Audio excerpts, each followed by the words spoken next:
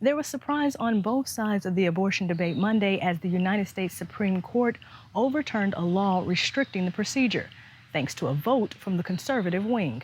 In a 5-4 decision, the High Court struck down a Louisiana law that opponents say would have left the state with one abortion provider. The case goes back to a 2014 state law requiring any doctor performing an abortion to also have the ability to admit patients to a hospital within 30 miles. Critics say such requirements are not about the safety of the patient. Instead, they say such rules are used to put local pressure on hospitals to reject physicians who perform abortions. That can force clinics to close or prevent them from even opening. The Louisiana law mirrored a 2016 Texas case where the court ruled such laws caused undue burden on women seeking abortions, and that admitting rights didn't provide any real health benefits to women. In the case announced Monday, liberal Justices Breyer, Kagan, Sotomayor, and Ginsburg agreed, with Justice Breyer writing that the law would, quote, place substantial obstacles in the path of women seeking an abortion in Louisiana. Pro-abortion rights groups and physicians praised the decision. We're very pleased that the court heard the voices of the medical community and of clinicians and physicians who are providing abortion, that the Louisiana law, similar to the Texas law, has no patient benefit.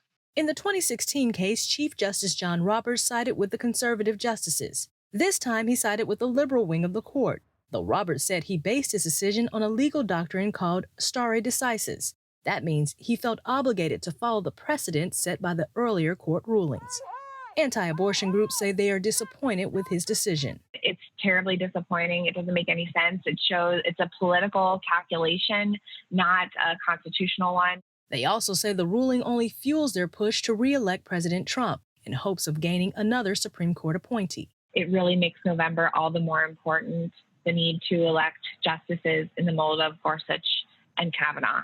Some abortion rights groups are breathing a sigh of relief, saying Roberts' decision to lean on precedent could impact other cases making their way through the courts. It will ensure that any sort of ban not rooted in science or the advancement of medicine will not stand.